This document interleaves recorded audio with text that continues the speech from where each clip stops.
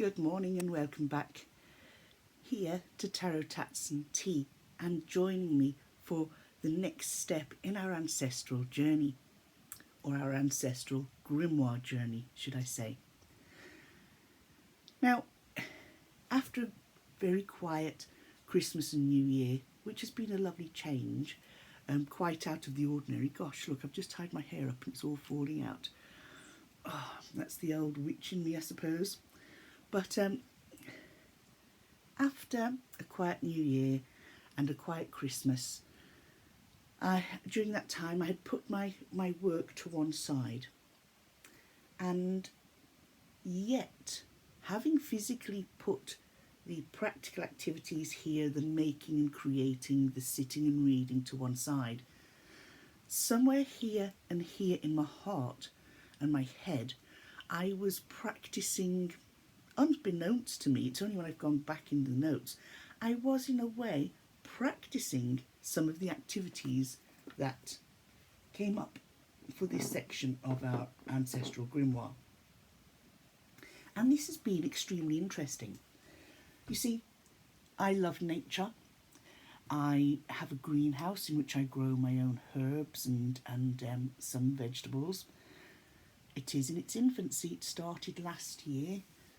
But it's something where I get my fresh herbs for my pestos, where I grow my own tomatoes and potatoes. I tried carrots, but they were a bit of a disaster. They came out looking like something from another planet, and I will have another go this year. My lettuces, my kale, my chards, etc. I grow my own lavender. I've got lots of lavender. I need to top this jar up, actually. This is a mixture of lavender and sage that I burn because I make my own incense. I crush my eggshells and keep them, and I put them both as fertiliser on my plants as well as in little protection spells. So where is this all leading? It's all leading to when I came back to go over and continue the actual theory work of this, that I realised I'm doing what my ancestors have done. I am actually practicing some of the practices that would have taken place many years beforehand, many centuries beforehand. And the fact that I love birds, I put wild bird food out, have loads of them in the garden, and some people say, oh, you've got all the crows in there, the ravens, the blackbirds. Yes, I have, because they need to eat like every other bird. They're beautiful. I'm actually trying to get them to eat out of my hand. I've managed down at the duck pond with the geese, the swans, the ducks, and even the kittiwakes, and one blackbird who has a little club foot. But they're all things that when I go through this section here, now if you recall, I said I was starting the January section in December because I decided to start that little bit earlier, but not go to the December section in the book, but to start at the beginning. I didn't sort of want to go December then back to January. But as it happens, with the way things turned out for me for Christmas, this January has run from the end of December into January, so I'm pretty much on target. But what does that mean when it comes to this? Well, let's have a look at what January is actually asking of us. So January is family magic, inherited magic. We need our tarot, pendulum, and sidewalk oracles. And if you recall, sidewalk oracles are all those practices where we look at the directional flight of birds. What direction means what to you? So if we see a bird flying, for me, if I see a bird flying west, it's flying in the direction of my ancestral history. Going back many, many generations. If it's flying to the east, it's flying home for me, which is home to the country of my birth. If it's flying south, it's flying to the country in which I spent my formative years. in Africa. And if it's flying north, it's flying, for me, think of freedom, think of stepping into places new, going in a direction you've not gone before. So that's what it means when you're looking at the directional flight of birds, if this is something that you believe in.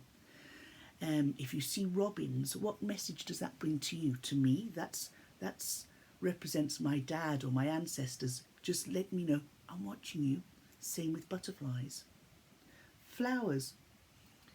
Roses. Roses are plants that both my grandfather and my father loved.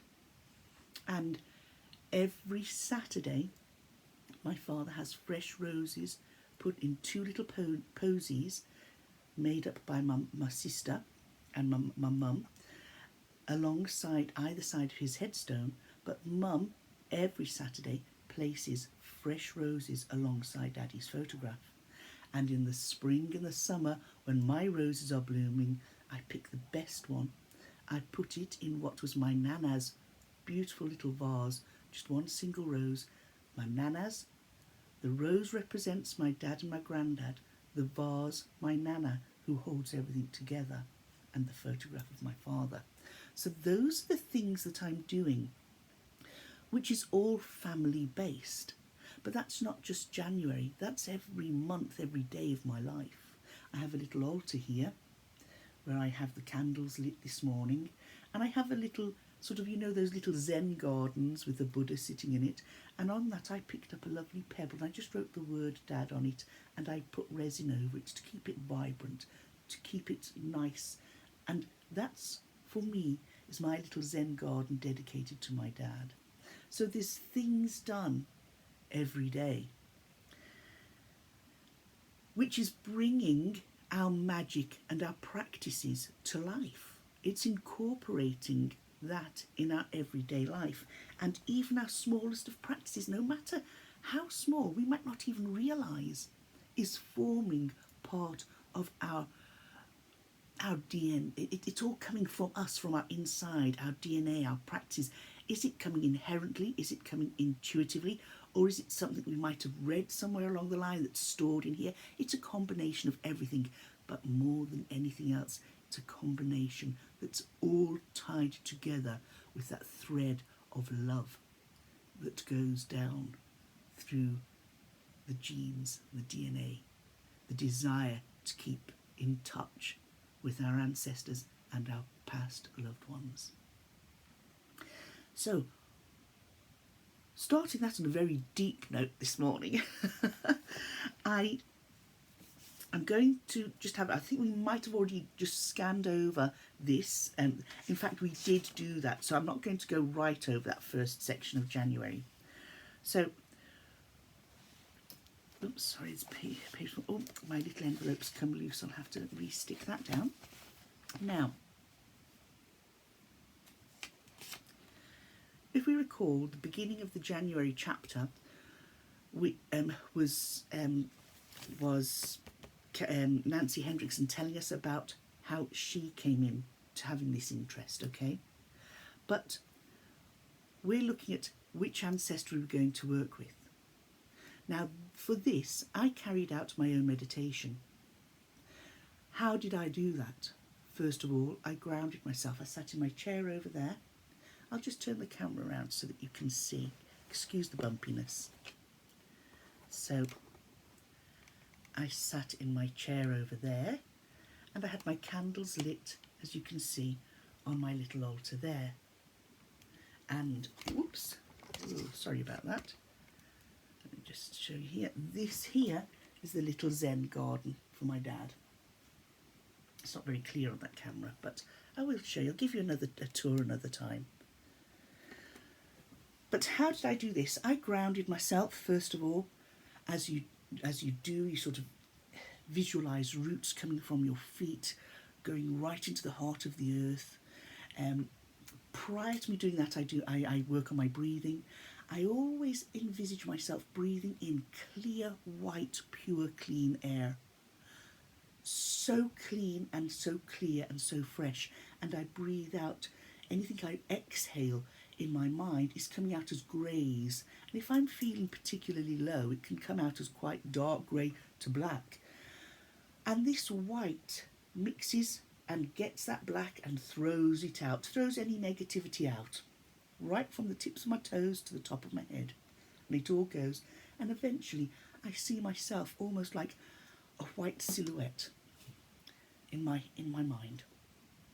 Once I've done that and I feel relaxed, I'm breathing, I'm just enjoying being, that's when I envisage my roots going right through to the core of the earth, wrapping round. For me, it's always a clear quartz crystal.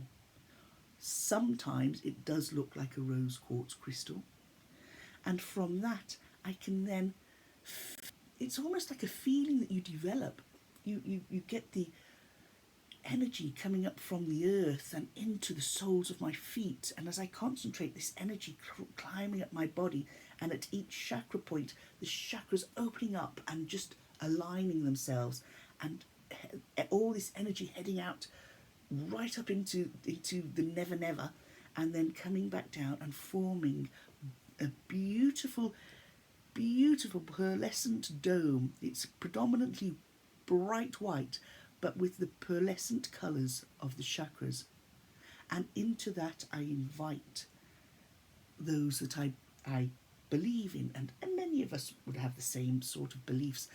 Many of us will have quite different ones. I invite any angels, my spirit guides. I ask my protector to stop anything negative coming through. I invite the Ascended Masters, and I invite all my ancestors, and obviously all my past loved ones, and then all my ancestors, to come to protect me and to allow me to be safe in my practices. I then just sit, relax, and allow the images to come to me. I ask who's going to step forward as the ancestor that's going to work with me. And from that, I got my images. I got a visualization of this amazing person. Sometimes one of them was to step into a card. And I stepped into a tarot card. And albeit into the land of tarot, I sort of stepped in, and you could see all the various, all in here and in here.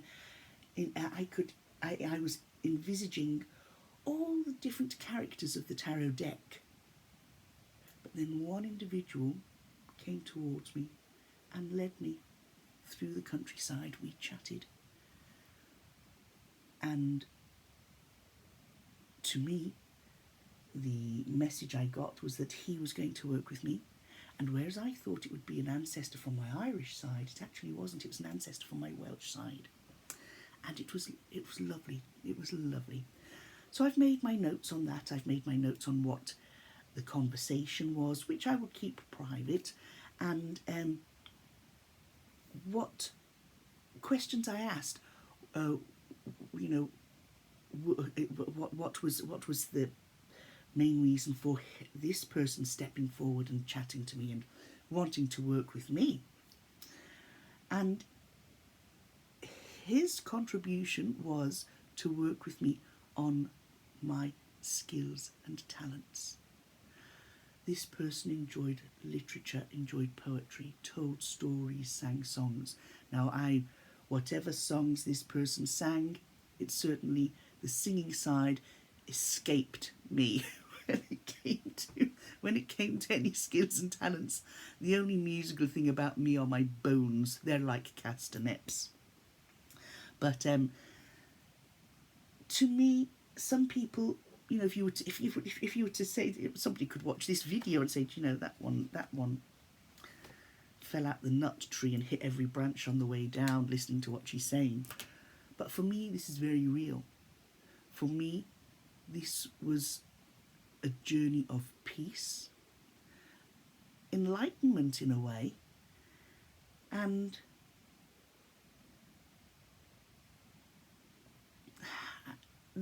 all I can say is lovely, protective, and rather amazing.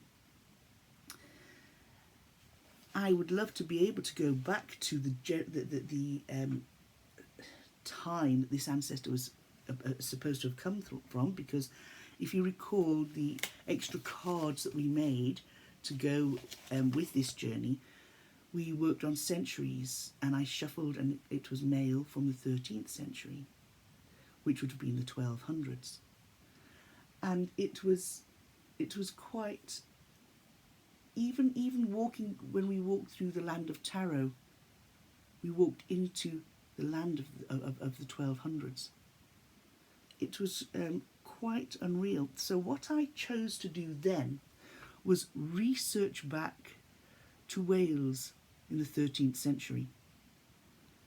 And it was quite, the 13th century was the 1200s to the 1500s was the time that bards were quite prevalent, and people, you know, your travelling bard, they weren't wealthy people, they were people that brought poetry and stories to communities, social gatherings, sitting around a fire.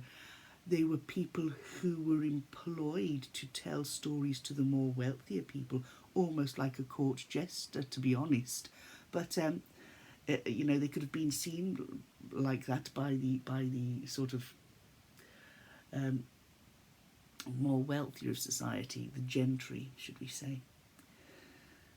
So all this happened, and this the archetype, albeit this person was bardic, had this bardic air about him, also had the air, the archetype of the hermit.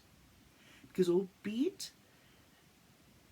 he would tell stories and sing songs, he would travel alone, take his time out, create more stories in his time, spend time introspectively. And that fitted very well with some aspect of my own life. And it was extremely enjoyable, like I say, and enlightening. Now, we spoke about, is this, you know, whether this was still a mystery, we could use our pendulum to ask questions. And did I use my pendulum for this? I did, and I used my pendulum because I wasn't sure of an answer. I just needed something clarifying, so I used my pendulum, and I got an answer. And like I say, it was lovely. It was absolutely amazing, to be honest. So this is where we're up to now together as the book. Okay, we're halfway through January. Because I started this in December, have I now finished this chapter? Yes, I have. I've got things to write up, but for practice-wise, yes, I have enough to be able to share with yourselves. So, practicing our skill. So, we take the month, we work month by month, because as I've already explained, we are actually practicing, or I am actually practicing aspects of this in my daily life that was totally an absolute surprise to me.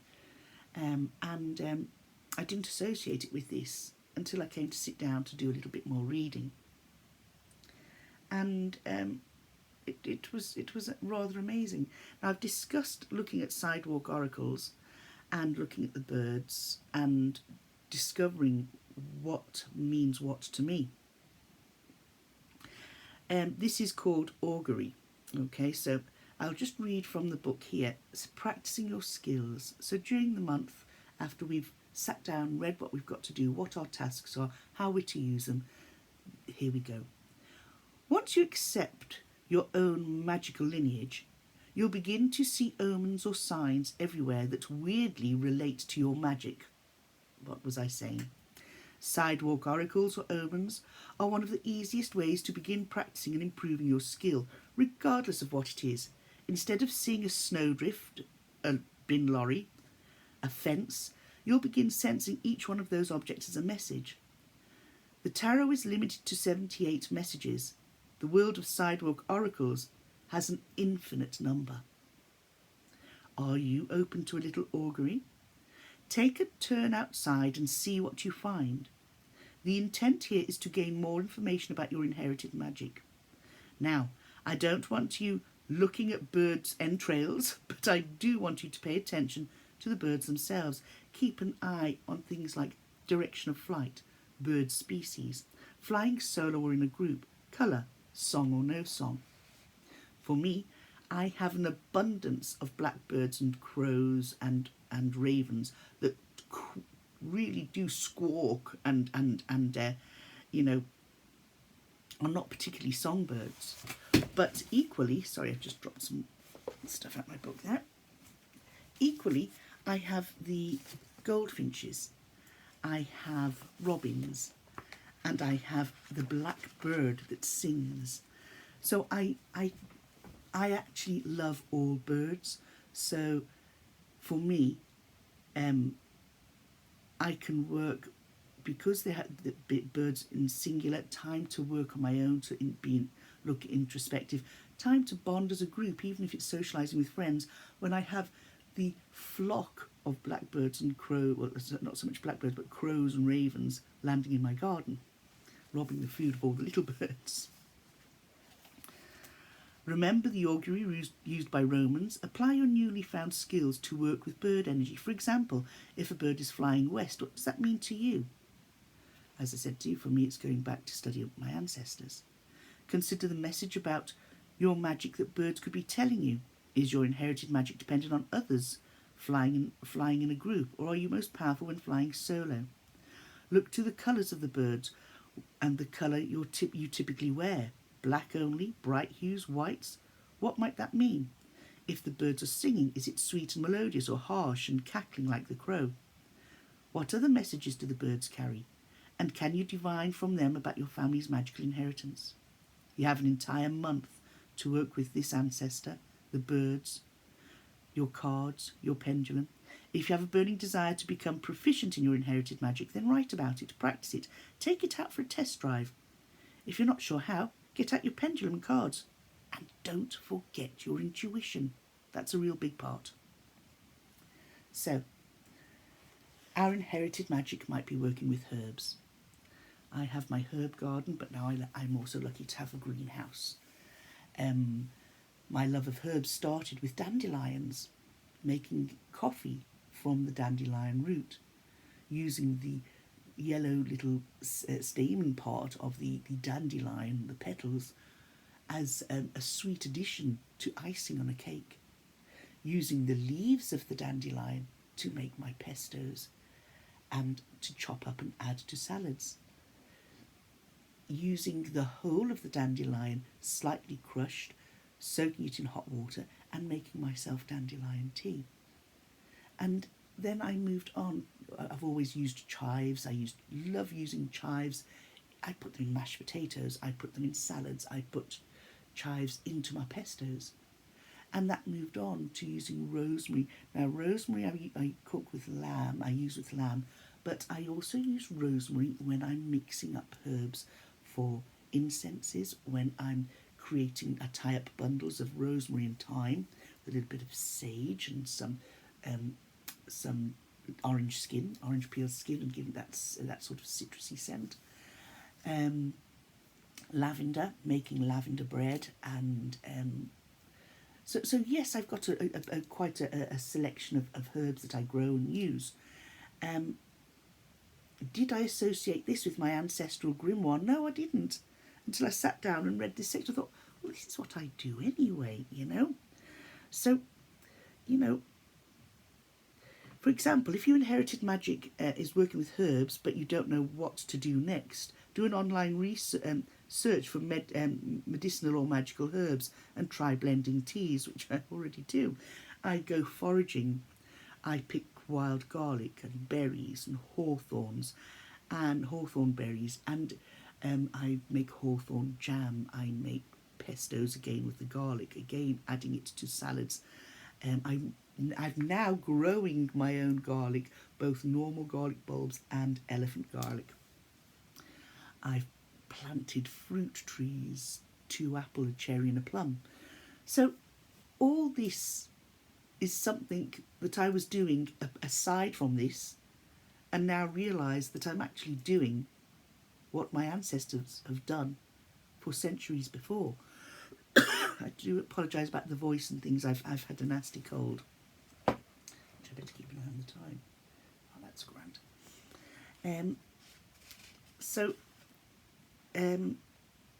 If you're not sure, if you are drawn to this, research it, practice it, and enjoy it.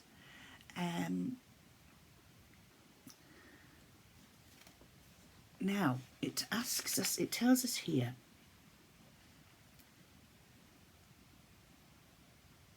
so Nancy gives us an example. I work with the star Arcturus. Even on a cloudy night, I know where Arcturus is shining.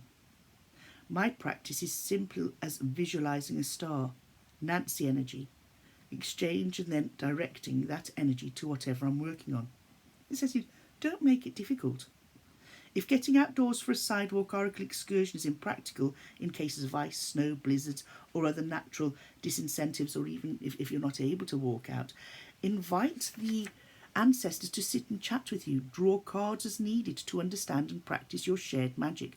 Questions you may want to pose could be, why have I inherited this magic? How can I work with you in improving my skills? How can this magic impact my everyday life? In what way can I incorporate this magic into my established practice, and how do I use the magic? I could tell you to use your intuition to better understand how to use your magic, but I know sometimes it's hard to believe what you're hearing. If this is you, draw a major arcana card and then use your pendulum to understand the message. For example, let's pretend you drew the judgment card. What are the symbols on an RWS version of that card? You've got a trumpet, a flag, coffins, mountains, clouds, trees, women, men, children, an angel, blonde hair, red wings, red in the hair. Write down what you see. Hold your pendulum over each of the words or hold it over each of the sections of the card. Do you pick up any clues? Is there any particular activity? Does your pendulum swing one way or another more on a certain symbol on that card? And if that's the case, you could be asked to be including more sigils. So if you're looking over flags, as Nancy has given an example here, and it swings when you're over the flag, is that telling you incorporate more sigils into your practice?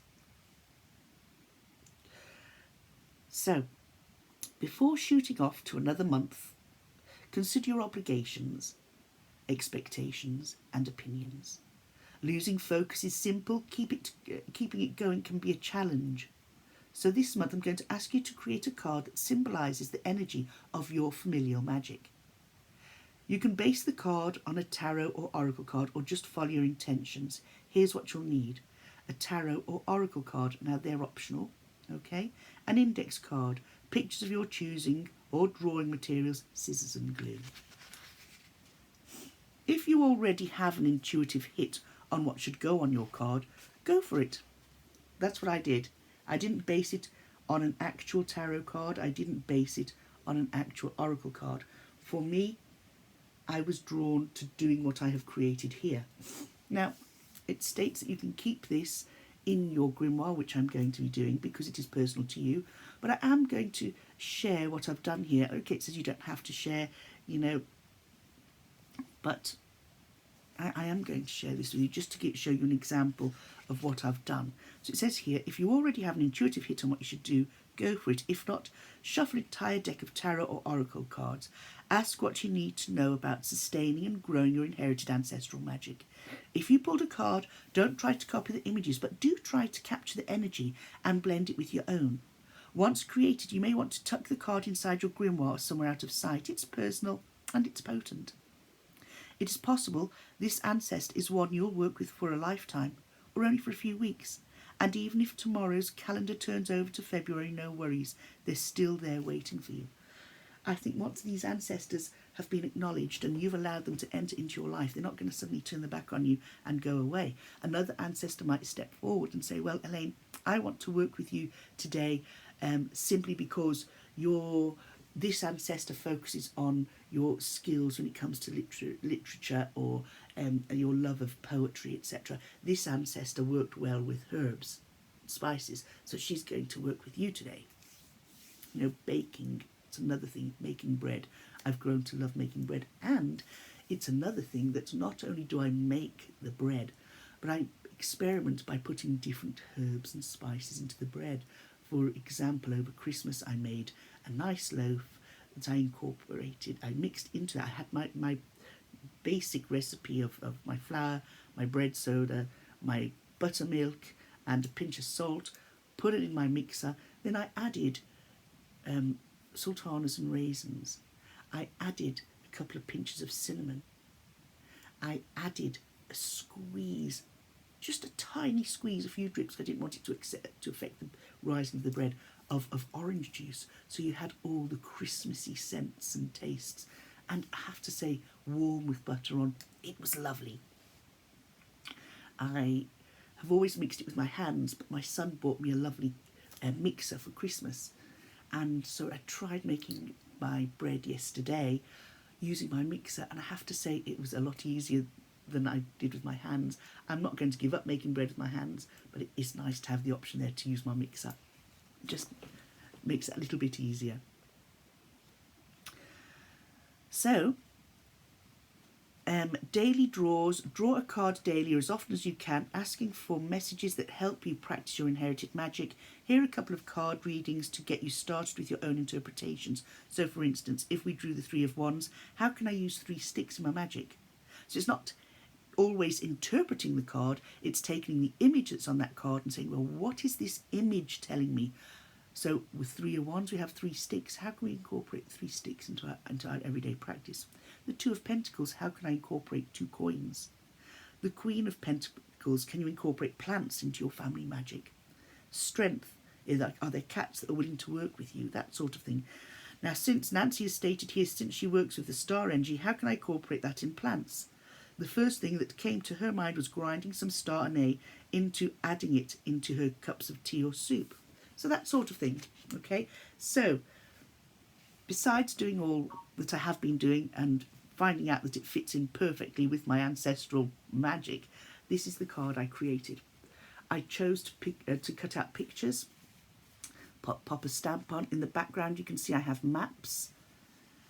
And before my dad died, we travelled to Bali, to Singapore. We cruised the South China Seas. We visited Bangkok, and we visited, where else did we go? Oh, the name escapes me for now. And we just, it was beautiful. I grew up in Africa. You've got the edge of Africa there. So I tore the little map up and I just put it in as a background and a stamp on for travel and communication across the continents. Note taking, time, because time, it doesn't wait for any of us. Make the most of the time we've got now, is what I'm saying here. A little piece of scrap paper with some writing on it. Note down what you want in your magic. The tarot cards,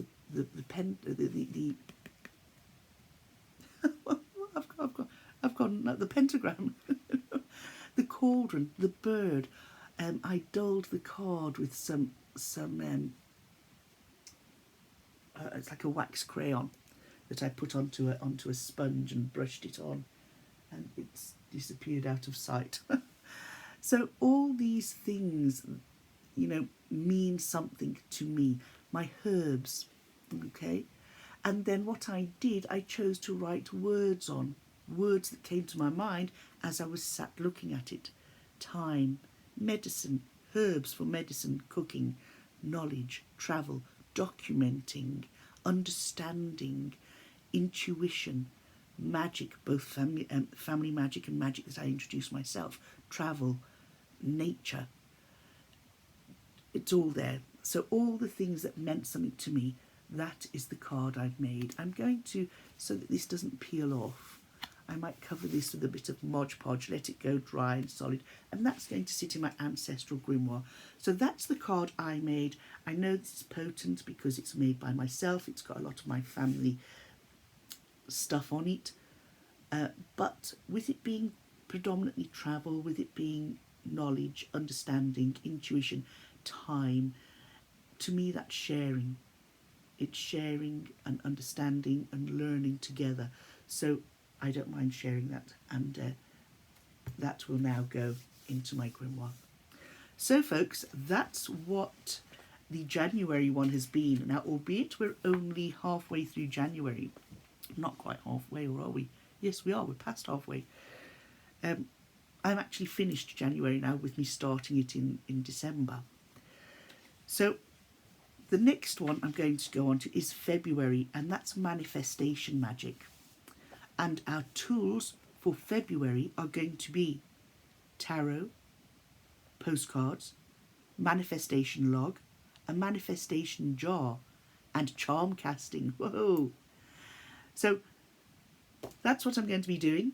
When I've worked through this, I shall pop the next edition of our Ancestral Grimoire journey up onto the channel for you too. This February chapter looks fairly long. Oh no, March, right, okay. Yep, it's long enough, page 85 to 96. Looking at goddesses.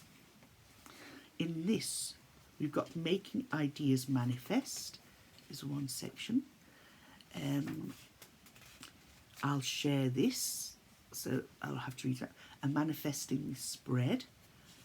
Oh yes. Taking an alternate approach. Sometimes you just need to ask. Keeping a manifestation log. A manifesting jar. Manifest casting. Alignment is key. Guess what? You manifested a gift. And my daily draw, and then which goddess is you?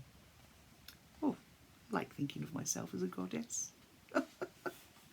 So, people, thanks for joining me again today. I hope you've enjoyed this chapter of our Ancestral Grimoire journey, and it just goes to show you how quickly time is flying. Albeit we're in January, we're very close to February already, and it feels like Christmas was only just yesterday. Take care, enjoy whatever you're doing, enjoy your Ancestral Grimoire journeys, or whether you're doing the Ancestral Grimoire or the Ancestral Tarot, they fit hand in glove, and they're both exceptional books to work through. So whatever it is you're doing. Oh, and just before you go, I have a second pendulum board that my daughter bought me for one of my Christmas goodies. Isn't that nice? So, in fact, it's got a tree on. I think this one's going to be used for the Ancestral Grimoire journey. So, folks, I won't keep you. Take care. Bye-bye now.